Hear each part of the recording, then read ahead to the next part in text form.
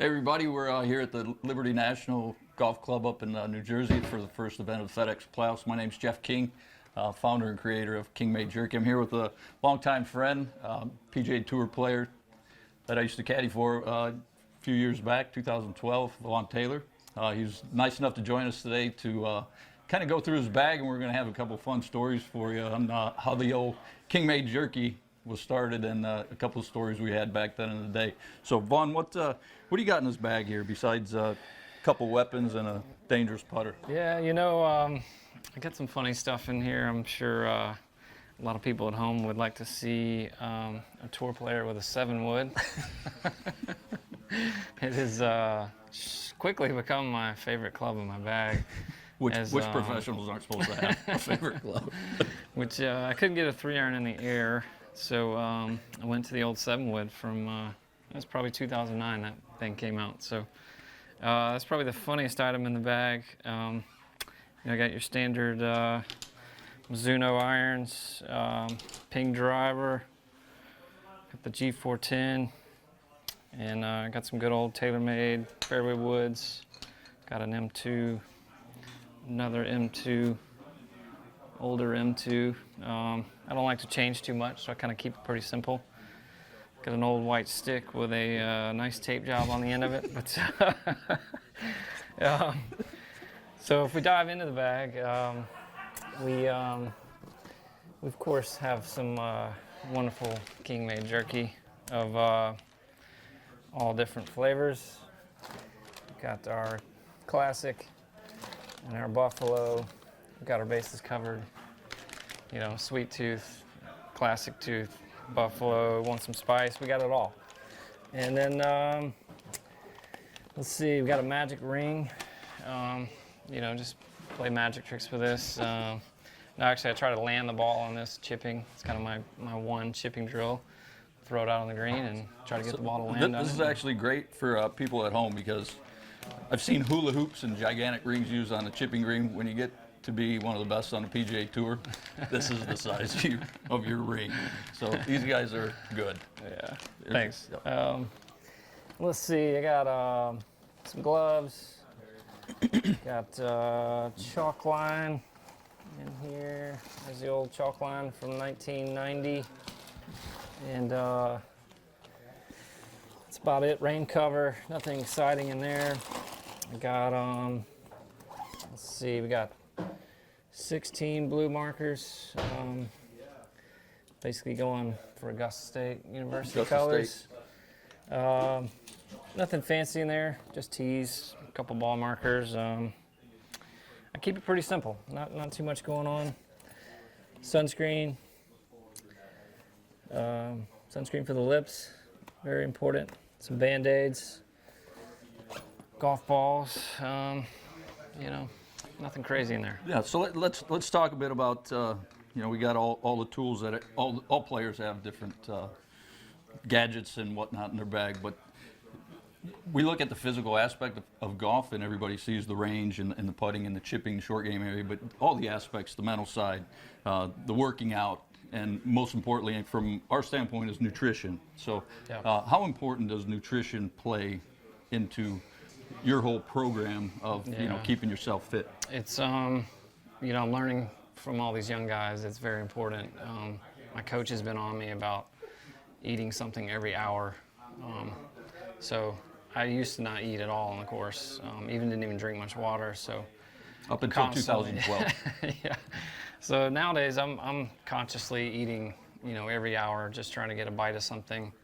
Jerky is great. I mean, it gives you protein, energy. I mean, it's actually a perfect snack for the golf course. So you just try to hit that every hour, stay up. You know, the idea is to stay on the same level the whole time. You don't want, you know, eating sugar and drinking, you know, Powerades and things, and you know, you're up and down like this. Sure.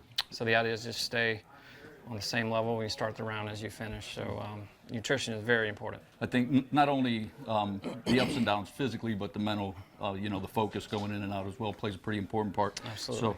So Vaughn and I, before we hooked up as a team on the golf course, we always talked about food stories, most importantly chicken wings.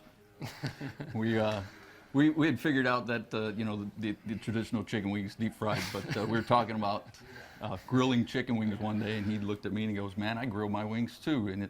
So we started talking about the flavors and the recipes that we use for the sauces, and we figured out that the buffalo sauce obviously is a very popular sauce worldwide with chicken wings, but we both did something different to our sauces, which we're not going to divert to right now because those are secrets. But after we came out with the jerky and a couple of the flavors that I brought out, Vaughn had said to me, "Why don't you try the buffalo sauce with the jerky?" So sure enough, I ran back to the kitchen, brought it out, and the response was, It took off. That was a big key.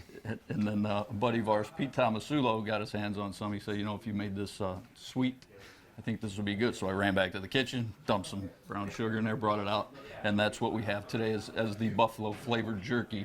And it's by far the biggest hit out here. These guys are really, they thought there were other things in it, but it was just kind of a sauce that he and I had slapped against the wall, so to speak, and that's what we had. So we went to a couple of stories that we have. Vaughn and I, not only are we're foodies with the grill and the chicken wings, but we also catch a lot of fish together to kind of balance out the time and the away from golf, so to speak. That balance kind of gets you a fresh mind the next day. So a couple stories we had, I could tell with Vaughn. At one point in time, this jerky was such a big deal to these guys that they'd actually steal from each other, or if they shared with each other, they wouldn't get it back. So I remember one time we were at the John Deere Classic. We're on the 10th hole. We just hit a tee shot, and Vaughn had kind of stopped and he slow walked and let everybody get out in front of him. And I was like, "What you doing?" He's like, "Put the bag down real quick." He went in the bag, grabbed a bag of the jerky out of the bag, and he started walking down the fairway by the ropes. And I'm not going to say who we were playing with, but I said, "V," I said, "Don't you think he wants some?" And his reply was, I think it was something like "no chance." he said, "He's like," so we- I got to the ball like 50 yards ahead of him, and I see he's walking down by the ropes, just going away. Just chowing down. Yeah, it's at that time he was making this stuff at home, he's bringing it out in Ziplocs, and we treated it like that was all we had, and there was no sharing going on. It was ours, and it was like grasping and holding. We were like, we can't share this with anybody, and that didn't last too long. The guys started coming up to us every week. It was just, we were bombarded, jerky, and it became comical after a while. It was like, I remember a funny story. We were at Disney, and we had carts that week because we played 2 courses. So me and Jeff were kind of near the putting green, but we were going by it, and all of a sudden I hear, I think it was Billy Horschel. DeMarco, yeah. DeMarco was like, "There he is!" And we were like, "Who are they talking about?" Cart comes flying in sideways. It was all for Jeff, and they were coming after the jerky, and he was became well known very quickly. He looked at me and he said, "What?" But these guys were 50, 60 yards away from us screaming there, and he's looking at me. He's like, "There's who?" And I'm looking at him going, "I don't know what they're." And they pulled up to us and they wanted more jerky, and we just died laughing. It was the funniest thing. So yeah, it was hilarious. And later that week, actually, we had finished playing, and it was later in the day, 5, 6 o'clock, and we were kind of cooling down, hitting some balls, just getting a good feel before we came back. And Camilo Villegas came walking by with 2 sandwiches. Yep. He says, "Hey guys, what's going on?" He's like, "Hey, do you have any jerky with you?" And we said, "Yeah, it's in the golf bag in the belly there." So he proceeded to go in the golf bag. Vaughn's practicing. Camilo takes the bag out. He eats 1 piece, eats another piece, puts his 2 sandwiches on the ground. BT's still hitting balls. Camilo went and sat Indian style by our bag with the baggage. He looked at me about 3 times with this look in his face like, "Why are you eating my jerky?" he was so flustered he couldn't even practice. And then finally he just goes, "Hey man, are you going to eat the whole thing or what?" because he had sandwiches, and he wasn't going to share sandwiches. Not that we wanted sandwiches, Right. but And this is coming from the guy he kind of started the fitness and the healthy eating trend, and he's over there just shoveling jerky in, and the look on his face, he just kept looking at me like, looking back at. I'm like, what do you want me to tell him to stop? And then finally, he had just had enough. Camilo wasn't going anywhere. He wasn't talking, and V. So those were a couple of golf stories back in the day that were more than funny. But Vaughn is very well known as a huge fisherman, and he holds the state record for the largest striped bass in the state of Georgia, which is how big? 56 pounds, 2 ounces. 56 pounds, 2 ounces. So, as I said earlier, to get away from golf, we often fished, and we'd go on the ponds on the golf course after a day of practice, when it was feeding time for the guys to eat, before we ate dinner, and we'd go out and just see what we can do, grab a couple fish here and there. A couple times he wouldn't go, I would go out by myself. And I remember we were in Jackson, Mississippi one time, and it had just downpoured all day long, and I told him, I said, I'm going, and I stood out there all afternoon, all evening. He's texting me saying, you getting anything? I'm like, no, they're not eating, So I went out there the next day, nothing. And he was like, man, you're grinding, you're going to get something. He's like, Kinger, honestly, they don't eat after the rain because the water gets muddy and this, that, and the other thing. So we go to Sea Island, Georgia a couple weeks later, a month later.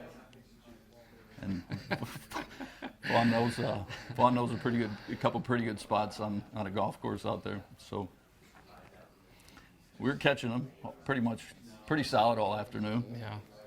And walked past this spot. I said, Jeff, that's the spot right there, bro. I'm gonna head down here. You fish right there. Just holler if you catch anything. And so I get down a couple 100 yards away, maybe. I caught 2 nice fish, 3-4 pounder. And all of a sudden I look back, and I see Jeff. His rod tip's bent over, and he's just backpedaling. And I'm like, he's not even fighting this fish.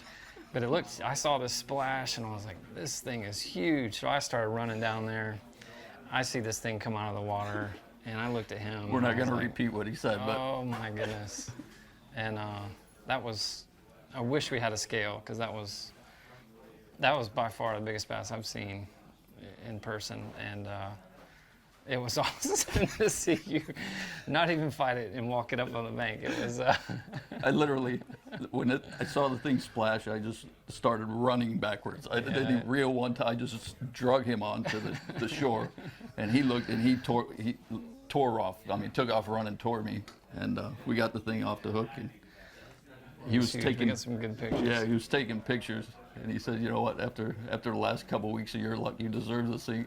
Yes. And after we looked at the pictures, he's like, man, that's the biggest smile I've ever seen. Yeah, it was. Anybody's face with I've this never fish. seen him smile like that. So for the record, we showed that picture to everybody the next couple of days, and we got anywhere from 7 pounds to 10 pounds. Yeah. So I took the high end and say, my biggest fish is a 10-pound bass. His is 51.2. So that was... Different species. Nobody that knows fish doesn't, they don't know the difference. It's just a matter of, did you shoot 61 or did you shoot 68? Yeah, Different I hear golf you. course, different tees, they don't pay attention to that. I hear you. So, But that we was, had a lot of good times. Yeah. Always jerky involved. Man, it was like it was like an art form. This guy was making so much jerky, and we just loved it, man. We did everything, jerky involved, and fishing, golf, a little bit of everything, man. So over the years, we, golf, fishing, whatever we were doing, there was always jerky involved, and we just had a blast,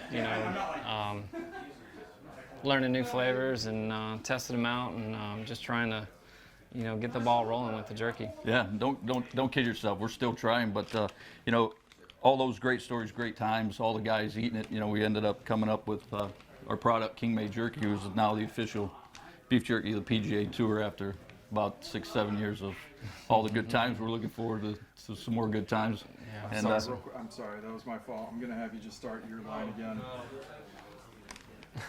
You need to get there. You can come through. Does he Come need on, to man. over? jump in. All right. Sorry, that was. It was my fault. What was I saying?